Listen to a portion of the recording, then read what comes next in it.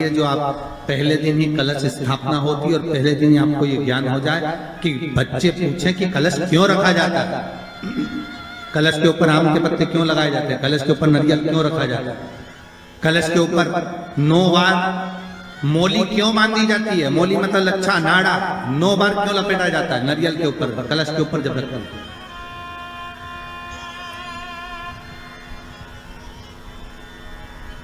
कलश के ऊपर जब जब श्रीफल रखाता है, नारियल रखाता है, तो उस पर 5 बार 7 बार मोली नहीं लपेटी जाएगी, तो 9 ही बार लपेटी जाएगी। 5 या 7 बार लपेटते हैं तो कहते हैं कि लक्ष्मी की छिन्नता होती है, और वो 9 बार लपेटी जाती है तो भरपूर लक्ष्मी का भंडार भरती है। क्यों क्यों कहते हैं उसे? भगवान कुंभ का निर्माण कर रहे हैं, भगवान कलश का निर्माण कर रहे हैं, और भगवान स्वयं ब्रह्मदेव कर रहे हैं कि आप ऐसा निर्माण कर दो जिसमें 33 कोटि देवता स्वतः विराजमान हो जाए। तो भगवान ने उस कलश का निर्माण कर दिया। अब कलश का निर्माण करा तो स्वयं भगवान ब्रह्मदेव बोले, प्रभु इस कलश के अंदर मेरा स्थान कहां है, मेरा स्थान कहां है?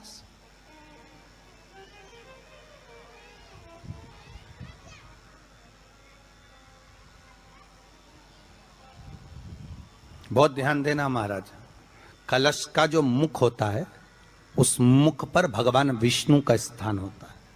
किसका स्थान है? भगवान विष्णु का। थोड़ा सा नीचे आओगे, जहां से कलश का मुख दबा हुआ होता है, वह जगह भगवान स्वयं शिव की होती है। किसकी जगह है? भगवान शंकर की। कलश का अग्रभाग, नीचे का भाग जहां से फैला हुआ होता है, वहां ब्रह्मा का आधिपत्य स्थापित होता है। फिर कलश का जो नीचे का भाग होता है वो भगवान शिव और शक्ति का स्थान होता है। कलश के बाहरी भाग में, जहां पर बाहर का हिस्सा होता है, उस कलश के बाहरी भाग में 33 कोटि देवताओं को भगवान शंकर ने लाकर विराजमान किया होता है। महाराज भगवान शंकर 33 कोटि देवताओं को निमंत्रण देकर उस कलश में विराजमान कर दिया। कितना सुंदर लिखा है देवी भागवत के अंदर कि जहां कलश की स्थापना होती है उस जगह पर किसी देवताओं को बुलाने की जरूरत नहीं होती। 33 कोटि देवता उस जगह पर स्वतः विराजमान हो जाते हैं। स्वयं 33 कोटि देवता स्वयं वहां विराजमान। नवरात्रे एकम से प्रारंभ नहीं होते, अरे अमावस्या की रात्रि से प्रारंभ हो जाते, इसलिए उसको कहते हैं नवरात्रे। क्योंकि नवमी के दिन माता जी का विसर्जन हो जाता है, जवारों का विसर्जन हो जाता है, व्रत करने वाले कन्या पूजन भोजन भंडारा कराकर विराम दे देते हैं। तो नवमी की रात्रि उसमें नहीं जुड़ा पाती, उसमें रात्रि अगर जुड़ती है तो ये अमावस्या की रात्रि से जुड़ना प्रारंभ होता है, तब जाकर वो नवरात्रि पूर्ण हो पाती है। पितृलोक में पितृ जैसे निवास होकर भी इंतजार करते हैं। 4 नवरात्रे हैं तो 4 ही श्राद्ध हैं। आज मौनी अमावस्या है, श्राद्ध का विराम हो जाता है और कथा अर्थात नवरात्रे प्रारंभ हो जाते हैं दूसरे दिन। तो यहाँ शास्त्र कह रहा है जैसे हमें प्रतीक्षा रहती है कोई अच्छे कार्य की, कि घर में कोई शुभ कार्य हो, घर में कोई अच्छा आयोजन हो तो अपने को आनंद होगा, प्रसन्नता होगी। उसी तरह हमारे जो पूर्वज चले गए, जो पूर्वज चाहे वो अधोगति में गए हों, चाहे वो देवगति में गए हों, चाहे वो पितृलोक में निवास कर रहे हों, तो जितने भी पितृलोक में निवास करने वाले पूर्वज होते हैं वो भी ये विचार करते हैं कि हमारे घर के वंश द्वारा, हमारे वंशजों द्वारा कोई ऐसा सत्कर्म हो जिससे हमारे जीवन की वितृप्ति हो और हमें आनंद की अनुभूति हो। और ध्यान दीजिएगा महाराज, आपको चैत्री नवरात्रि का स्मरण होगा, आपको शरदी नवरात्रि का स्मरण होगा, पर जो आषाढ़ में और माघ में जो नवरात्रे पढ़ते हैं इसका एक आनंद ही दूसरा रहता है। बस इतना जरूर होता है कि दुनिया के लोग वो जो 2 नवरात्रे होते हैं उसमें कलश की स्थापना भी करते हैं, देवी का पूजन भी करते हैं, अर्चना भी करते हैं, मंदिरों में भीड़ भी रहती है और खूब प्रेम से माता का जगराता वगैरह सब होता है। पर ये जो नवरात्रे हैं 2 गुप्त नवरात्रे, इनका लोगों को स्मरण नहीं था। वो तो धीरे धीरे ये टीवी चैनल के माध्यम से कथाकारों ने, वक्ताओं ने स्मरण कराना जब चालू करा, धीरे धीरे बताना, मार्गदर्शन करना जब चालू करा, तब लोगों को ज्ञात होता गया कि कोई गुप्त नवरात्रा भी होता है, उसमें भी देवी की आराधना होती है। ये चारों नवरात्रे अलग अलग अवस्था के हैं, अलग अलग सुख के हैं और अलग अलग आनंद के। आपके घर में पितृदोष है, आपको ऐसा महसूस होता है, तो किसी भी नवरात्रि के पहले जो अमावस्या पड़ती है, जिस दिन अमावस्या रहे उस दिन चावल की कटोरी में एक कपूर का टुकड़ा रख दीजिए, छोटा सा, और कपूर का टुकड़ा रखकर उस कपूर को दरवाजे के बाहर कटोरी में ही, चावल रखी हुई कटोरी में ही उसको पितरों का स्मरण कर कर जला दीजिए। और जलाने के बाद उस चावल को कहीं भी किसी भी वृक्ष की छांव में पक्षियों के लिए डाल दीजिए। शिव महापुराण की कथा कहती है, अगर मान लो पितर आपको कष्ट दे रहे हैं, पितर आपको तकलीफ दे रहे हैं, कोई काम नहीं होने दे रहे हैं, या कहीं आपको ऐसा लगता है कि पितरों का दोष है, तो वो पितृ दोष देवी, अब ये जो आप करेंगे ये कब कर रहे हैं? अमावस्या के दिन आप उसको रख रहे हैं, अमावस्या के दिन उसको रखकर रात भर आपने रखा कपूर के साथ में, सुबह एकम पड़ गई, नवरात्रि लग गई, उसी दिन उसको जलाकर आपने पटक दिया। अर्थात उससे देवी और पितृ इन दोनों का आशीर्वाद जो प्राप्त होता है, तो घर में से पितृदोष समाप्त होकर लक्ष्मी की वृद्धि प्रारंभ हो जाती है, कार्य में सिद्धता आ जाती है। और नवरात्रि में भी देवी की आराधना का एक स्मरण का सुख है महाराज।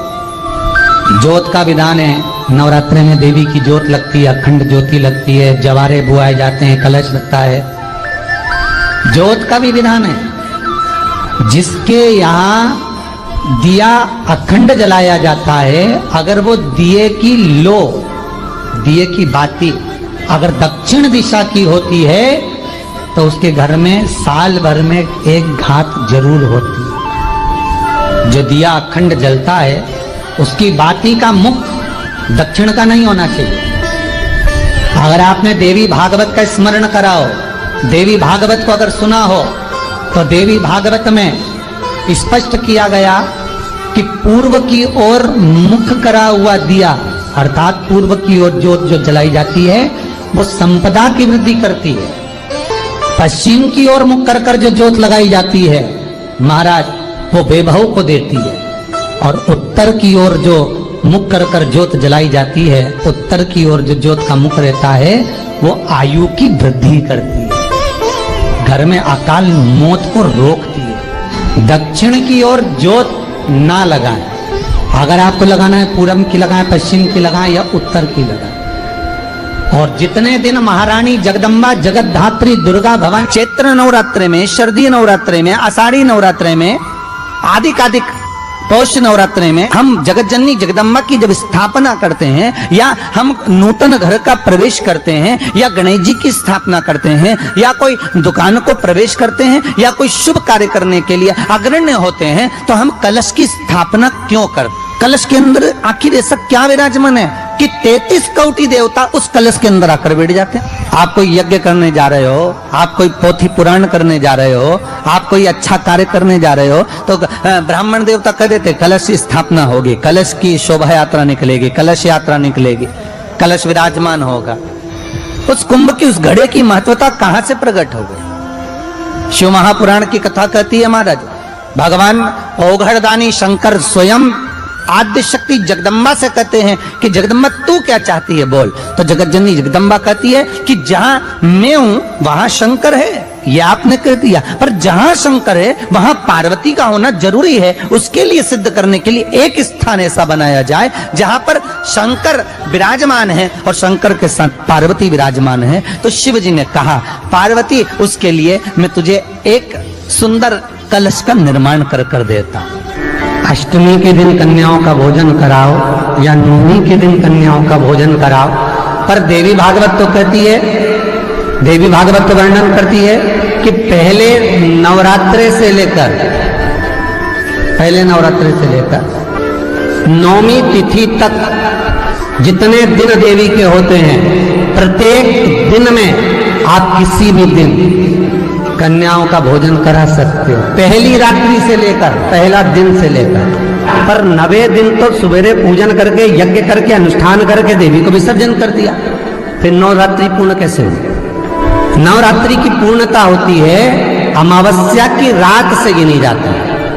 कौन से दिन से गिनते हैं? अमावस्या की रात्रि, फिर एकम की रात्रि, फिर दूज की रात्रि, ऐसे गिनते गिनते अष्टमी की रात्रि तक और नौमी के दिन सुबह तक या दोपहर तक या शाम तक, जब तक आप यज्ञ ना करें तब तक ये 9 रात्रियां पूर्ण गिनी जाती है महाराज देवी भागवत के हिसाब से पूर्णता।